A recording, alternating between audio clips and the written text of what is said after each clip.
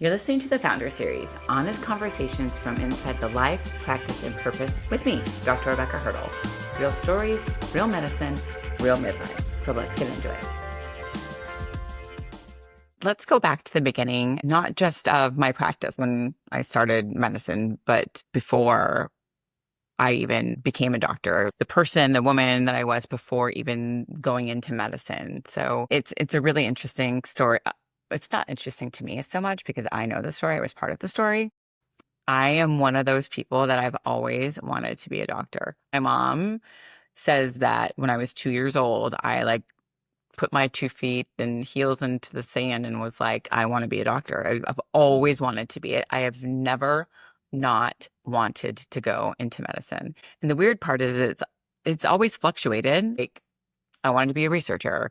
And, then I wanted to do other little tidbits of medicine. I was not the princess. I mean, I may have wanted to be Wonder Woman, but I was always going to help somebody. But I didn't want to be a dancer. I didn't want to be a ballerina. I may have been wanting to be a little mad scientist. I really wanted the research and a scientist for a really, really long time, but I never did. I mean, I dressed up. I definitely lip synced to Madonna with my wooden spoon with my cousins. It rocked out to Janet Jackson and my roller skates for sure. Did all those fun things, but I never not wanted to be a doctor. So yeah. So, med school to me was bittersweet. The reason for that was because I lost one of my sisters right before I went to med school.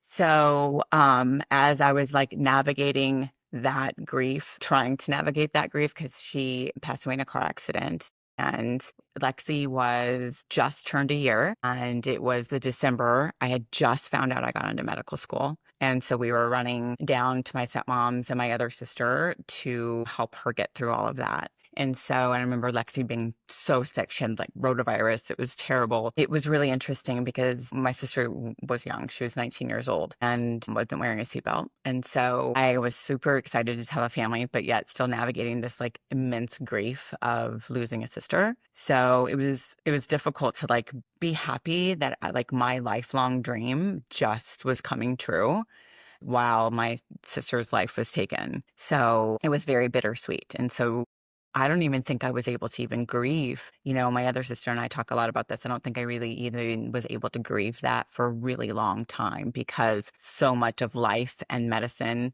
took over that I couldn't get caught up in that grieving process. And so that took me a really long time, probably on the course of 10 years or so before I could actually come to terms with that whole grieving process. And there was, just a lot of intermixed things too. It was a blended home. I didn't grow up with my sister. So there was also a part of me that felt guilty for being so sad because I didn't live with her, but my stepmom and my mom kept us so close. So I was trying to respect the fact that why am I feeling so sad when, my other sister and my stepmom had such a big loss. So it was such a big navigation. And it wasn't until later that I actually really realized what grieving was and that I came to terms with that. But now she was such a motivation for me to be successful and to be a teacher to my patients about living life and being safe and wearing your seatbelt. I don't think I do a driver's physical for my teenage patients without telling that story.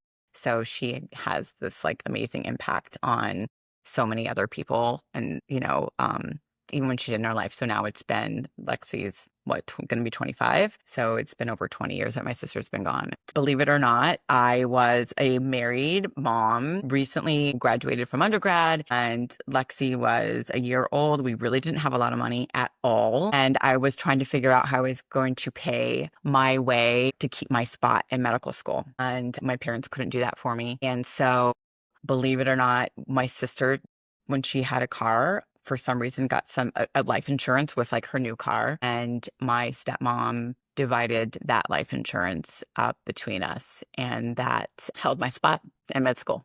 So she's always a part of that. It was probably no more than a month because you get accepted and you have only a certain amount of time before you have to send your money in to hold your spot. So it was not long at all. If you believe in spirituality or whatever it is that you believe in, I mean, it's just wild. It's wild to know, that she's one of the reasons I was able to hold my spot. So I had a 1-year-old, and We moved. So we were in actually Iowa at the time, graduated in Minnesota and moved to Iowa and then moved out to Pennsylvania for medical school and took our whole life with us in a trailer. Found our first home to rent. It was completely not ready at all. So we had to live in a campground for like a month or so with this little 1-year old, and all of our stuff was in storage. And so we did that. It was crazy. I mean, my in-laws at the time were great. Everybody was there. One of my other sisters actually moved with us to be our nanny, and so she relocated with us and at some point was going to maybe go to college and nursing school, which she did do that, but there was no way I could have done that without that support for sure. So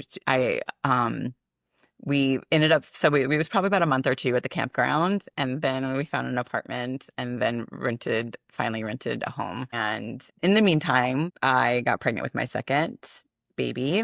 I ended up having a miscarriage and then before I started medical school, and then got pregnant with Ella, my second one. So my first year of medical school. And so, I was like the pregnant lady.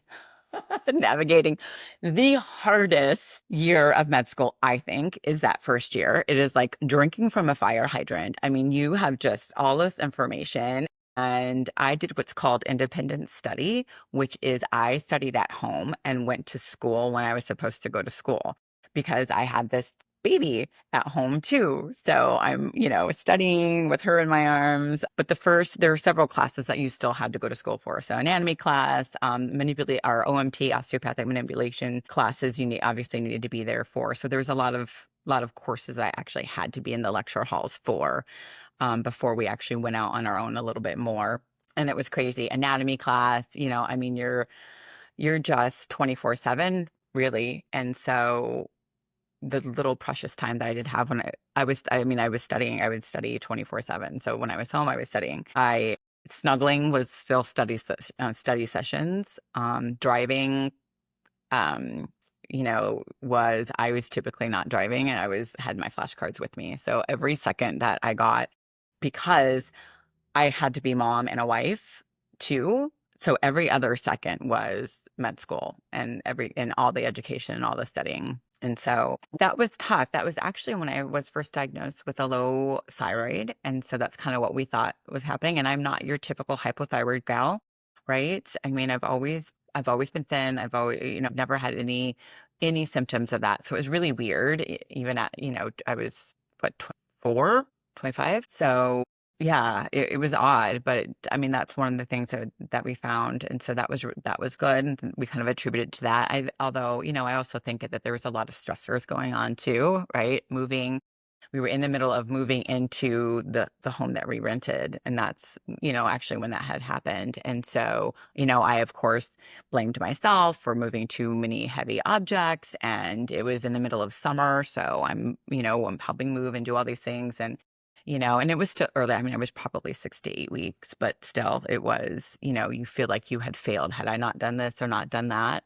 And, now I think about it and, I wouldn't have Ella. So that's who came next. But yeah, it was a little bit, and then again, like, so there's another grieving process that you just kind of have to put in the back burner because there's no time for that, right? You need to move forward. And I was very aware that I needed to make sure that none of my grief affected my daughter at the time, and I had a lot of support. My daughter's dad, my first husband was very supportive. My other sister that moved in, very supportive. So, but there's a part of that where you want to make sure that you're not reflecting any of that onto your children. The grind was crazy, almost so crazy that I feel like your brain does crazy things with trauma, right? So those crazy busy times, and maybe some of it's my midlife brain that just doesn't remember anymore. But like, I feel like some of those things during med school, it's almost like it was just like this blur of time. And some of it may have been because I was pregnant too. So I was like raising 3 children and, being a wife and being a mom and also trying to learn. I probably would have gotten a lot better grades. My grades were great. They really were. But like, I'm like, I probably could have been like a real badass straight A, research and all that really cool stuff that I'm kind of doing now because I couldn't do it then. Midlife is the new like best life. I mean, it really is. Like we are so strong and so we're also seasoned, right? We have all of this knowledge, all of this history, all of this experience for 20 years. Like I know so much more now. I'm so much stronger in myself. I know what I want. I know what I like. To reinvent yourself, although it can be scary because it's so easy to be settled, right? Like, okay, I've been a mom for almost 25 years. I've been a doctor for almost 20 years. Like, I've been doing all of these things and, a wife and all of these things. And so I'm just going to like sit back here and just be like, well, this is what I'm used to doing and I'm comfortable doing. You have to like rip that band-aid right off and go for it because we only get one life to live. Like that's one thing I've learned. You only have one life to live. And although it's scary, and there's still some scary things that I've not taken on yet, if you don't try, you're never going to know. And there's so much that I think women in midlife give to society, women in general, but definitely in midlife, once you've had so many awesome experiences and education and, life stories, you just do things differently. It's almost just like this like new awakening and this shift and reset and recalibration of life. And you really have this whole next set of time for 20 plus years if we're lucky enough to just be all these things that maybe we just weren't able to do because we were really focused on other parts of our life that needed that focus, right? Some women do it their whole first part of their life and then they have babies a little bit later. But for those of us that, I think a lot of us in the Gen X world too, a lot of us didn't have we had babies earlier. And so everything kind of gets pushed away and you settle in to this state of like comfort. And that's why sometimes a lot of us also, when we start, being kind of a different version of ourselves, our families are like, well, what the hell is happening to mom? Our spouses aren't sure what to do with it. Like you're working all the time.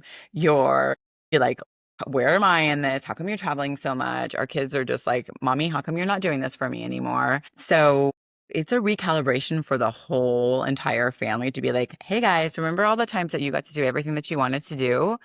Like, it's mom's time now. Like, I'm still that same person, just I'm in a little bit of a different role and I need you to support me now. And that can be really hard for us women to like navigate through because there's so much guilt, whether it be wife guilt, partner guilt, mom guilt. There's so much guilt around like doing something for yourself, and it doesn't, and I'm still there. I haven't perfected that yet. I'm trying. That's a long way around that answer, but I think like we just have to recalibrate, renavigate, but our family kind of has to go along with us for that too. And it's a little bit of a shift and a recalibration for them too. That one might choke me up a little bit. I think I would have told her to give herself some grace. Like she's pretty badass. That young woman was freaking badass. And she did so much for everyone else. And she pulled up her big girl pants and,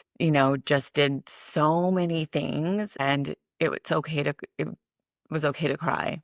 It was okay to yell. It was okay to scream. It was okay to throw her books across the floor when she got overwhelmed. It was okay to pick her children up and hug them when she had, a case that a child didn't survive and she, had to like navigate through that, you know, that she's a 25-year-old little girl. Like my oldest daughter is 25 years old. And I just, for the life of me, cannot imagine her in that same position. I'm like, oh my gosh, that world was, she just needed to be told that she was doing the best she could with what she had and it was okay. I think as parents, that's exactly what we want for our kids. Every time we have children, we want them to be these amazing people that, yeah, I like that my ceiling is now her floor, all of their floors, my sons included. I want them to be amazing men, but our goal just as parents is for our children to be so much better than us. Like take all those like really cool things that you thought I did. Maybe you didn't think they were cool then, but now you're like, yeah, that was kind of cool. Take all of those things that I did that you love and make them better. Take all of the mistakes that I made, because I know I made some, like we all make some, right? Take all of those mistakes and make them better so that you can learn from them and not do the same ones. You're going to make your own mistakes, and that's okay too. That's the beauty of life. We're going to all make them together. But I want my children to take my mistakes and to learn from those, so that way with their family and their life, they can change that around for them. I can tell you that in my younger years, the mistake was wanting everything to go so fast. I was just like, oh, it'll be great when she can start eating food and walking and playing. And then when she's older, and same with him, all of them, not just her, but and then when the second one came, the third one came, I was always just like, what's the next? Like, what's the next thing? And I just would like, it goes so fast to like slow that down and like truly, I know everyone says enjoy every moment, but enjoy every moment, and perimenopausally, oh man, those hormones are freaking wacky. They're everywhere. They're up, they're down, they're all around. I still have rageful moments. I still have moments where I am just like the claws are coming out and my kids are looking at me like, what in the hell just happened to mom and who took her over? To be aware of that, and to not make rash decisions. Definitely in midlife, you somehow get like some major guts and balls. Like you're just like, oh, I'm just gonna quit my job right now because you're like, I'm out. And then all of a sudden you're like, oh shit, maybe I shouldn't have said that. Those are the things like, all right, sister, we're going through perimenopause. Maybe let's not make that type of decision. We've got to chill that cheetah right out. So we don't want to make those mistakes because we just like get really gutsy or we just get fed up. And I can't say, I mean, how many times I'm just like, I'm out. I'm done. That's it. I'm done. And then I'm like, oh shit, no, I actually do need a paycheck. So I have to take care of my children, or how many times people will say we're getting divorced. Like, I'm out. I'm done. I'm getting divorced. I mean, in all reality, I may or may not have, said those things in my marriage. And my poor husband is just like, I'll talk to you in 10 minutes or like tomorrow when like dust is settled.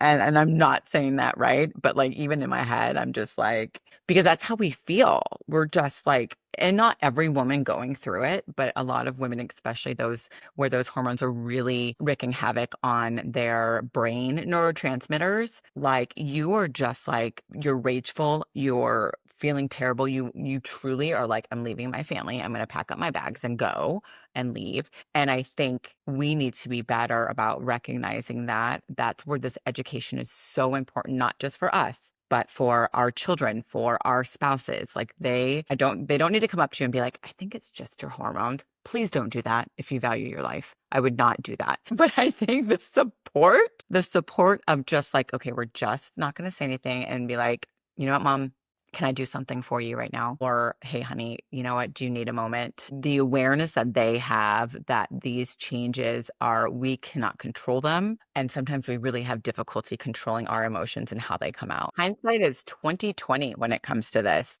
I will look back, even when I cycle every now and again, and I'm just like, oh, that's why I was an asshole. Okay. All right. Sorry. Whoopsie. And then you're going back and you're like, guess what? Sorry about that. It's crazy, and I remember, my aunts went through it, my mom went through it. I remember some of those events and you're like looking at them like, who is that? I don't know who that is. She's crazy. She's lost her mind, right? Then you better put her away somewhere. And that's where a lot of those things came from. Probably all of it. I think it was all missing, in all honesty. There's so many things. There's so many things to touch on that. There was no perimenopause training. Zero. I didn't even know that word existed until 5 years ago, maybe 3 or 4 years ago. So I had no training on perimenopause. And if I did, it was so brief that it is completely erased from my memory, because the only thing I remember about menopause is the fact that you stop your periods. And I'm like, that's freaking amazing. I cannot wait until I hit menopause. So that and I may be doing some of that a disservice because I truly don't remember that's how, and I had a very strong women's health education in, not necessarily in medical school, but in residency for sure. But medical school, we didn't learn about it. Residency, it was so brief, I can't even remember about. Definitely no perimenopause, right? And so even the mental health aspect, we just really are talking about like, yep, women have higher incidences of depression, anxiety. Well, no, like we know why now. especially when in midlife, right? It's like I mean, the women that have come to me in their 30s and 40s that I've put on antidepressants and anxiety medicine, I can't even, I mean, it's thousands, it just is. So that was definitely missing, 100%, missing from my training. The fact that we didn't understand or weren't taught how these hormones affect your brain and the neurotransmitters, and so then affects your behaviors and how you're feeling and why you're feeling that way. It's scary, and sad. Whole different care to my patients to begin with. And then when it was my turn to go through it, I wouldn't have been trying to figure out what in the world is happening to me. Do I need to leave my job? Do I have a brain tumor? Eh, you know, do I need to be on ADD medication? I mean, all of these things that went through my head, it was so scary. I mean, I couldn't put sentences together. I mean, that's still part of my perimenopause. It's still the word finding and being fluent. It's better. But, and then grief and those types of things, I mean, there just wasn't that support in medical school and residency. I still came from the era where, we worked really long hours. They did change a little bit when I started, as far as like you had to have some time off if you did like overnight shifts and then had clinic in the next morning. But there was no like support regarding, hey, if you lose a child or have to die, pronounce a child or lose a patient, not even a child, but lose a patient, and you're seeing death and dying, and you're doing CPR on patients, and then you have to go talk to their families, it was just, that's our job. So all this trauma in residency, particularly, you're not seeing as much of that in medical school. You are in your rotations for sure, but like you are thrown into this. You are, you know, exhausted. You are still studying. I still had a family to take care of, but there was not that like support for physicians of the trauma that we were going to see and go through, and the mental type of situations that we had to then just like deal with and move forward, because we're expecting to care for these patients. And who drops to the floor and cries with their patient? I mean, you're not supposed to do that. Yeah, I think a part of it was the guts, right? Like I feel like I can't do midlife care traditionally, especially solely midlife care. There's been a lot of changes in medicine with like direct primary care, concierge medicine. There's not great reimbursement. You're expected to see 25 plus patients a day for 15 minutes. It's really like 5 to 7 minutes. That's really hard to do really good care, or care that the way you want to do it. So, and midlife care in particularly has so much education associated with it, because we've not learned about it. Not only have your providers not learned and your practitioners haven't learned, but neither do women, right? Because we didn't talk about it after 2002.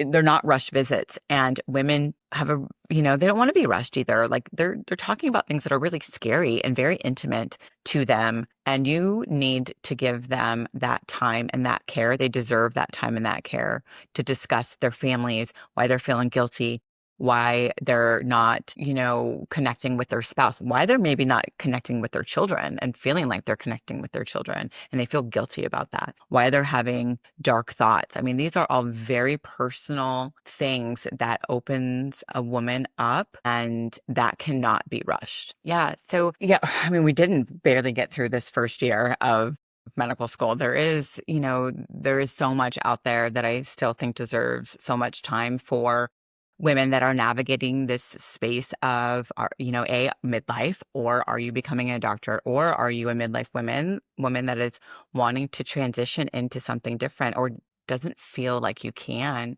I think, that's kind of what this whole series is about just, someone who started somewhere young, didn't understand, didn't know, has a family, navigated through all of these different transitions, and now the transition of midlife, and the fact that, there's so much more to you than this age number. And, I want this to really just support women in all aspects, of in the medical field, young women, midlife women, and the fact that,